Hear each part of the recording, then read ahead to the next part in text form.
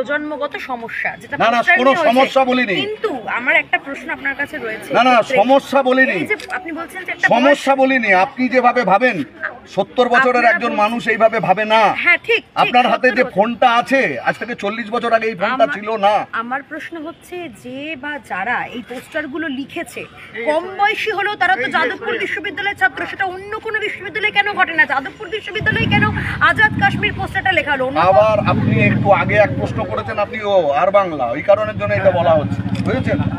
যে এই কারণে বলা হচ্ছে আপনারা হিন্দু মুসলমান ছাড়া এই চ্যানেলের কোনো কাজ নেই, মানুষকে ডিভাইড করতে হবে। এত আন্দোলন হচ্ছে, তার মূল কথা হচ্ছে গণতন্ত্র থাকবে কি থাকবে না, পশ্চিমবাংলার কলেজগুলোতে নির্বাচন হবে কি হবে না, এটা হচ্ছে মূল ব্যাপার। আইসি ইলেকশন হবে কি হবে না, তৃণমূলের তাঁবে থাকবে না মানুষ তার গণতান্ত্রিক পরিসরে তার স্বাধীন মত প্রকাশ করবার অধিকার পাবে, এইটা দিতে চায় না। আর বিজেপি এইটা রাখতে চায়, ওই কারণে মোহন ভাগবত তিলোত্তমার ব্যাপারে আরজিকরের ঘটনায় সরকারের পাশে দাঁড়ায়।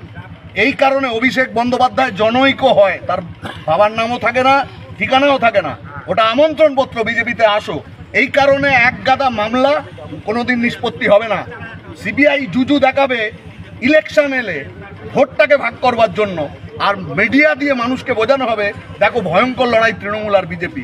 এখন বেকায়দায় যখনই পড়ে তৃণমূল, বিজেপি তাকে বাঁচানোর চেষ্টা করে, যাদবপুরে বেকায়দায়। এই কারণের জন্য এখন কাশ্মীর, এখন দেশদ্রোহী। আপনি কি মনে করেন নাকি আপনার বয়সী ছেলেমেয়েরা ওখানে পড়াশুনো করে? আমাদের কৃতি সন্তানরা সব দেশদ্রোহী? কে দেশপ্রেমিক? শুভেন্দু অধিকারী দেশপ্রেমিক? অভিষেক বন্দ্যোপাধ্যায় দেশপ্রেমিক? এত মাফিয়া রাজত্ব চালাচ্ছে, দাঙ্গা হাঙ্গামা বাঁধানোর মতো প্ররোচনামূলক কথা বলে যাচ্ছে প্রত্যেকটা দিন। সমস্ত চুরি, জোচ্চুরি, দুর্নীতি যেদিন শুরু করেছিল শুভেন্দু ছিল এক জায়গায়, এরা সব মিলে পাপ করেছে। আজকে কেউ মমতাকে দোষী সাব্যস্ত করবার পরে জেল খেটে বেরিয়ে এসে আজকে মমতা বন্দ্যোপাধ্যায় গুণগান গাইছে, আর কেউ বিজেপিতে গিয়ে মমতা বন্দ্যোপাধ্যায়ের গভর্নমেন্টকে টেকানোর দায়িত্ব নিয়েছে। যে এরা যাদবপুরকে মানুষের কাছে ঘৃণার জায়গা তৈরি করতে চায়। এরা যাদবপুর কেন তৃণমূল বাকিটা যেমন আধিপত্য তৈরি করতে পেরেছে, দমিয়ে দিতে পেরেছে, যাদবপুরকে দমাতে পারছে না কেন, এই আক্ষেপ, তার থেকে এইগুলো করা হয়েছে। এটা ম্যানুফ্যাকচার্ড।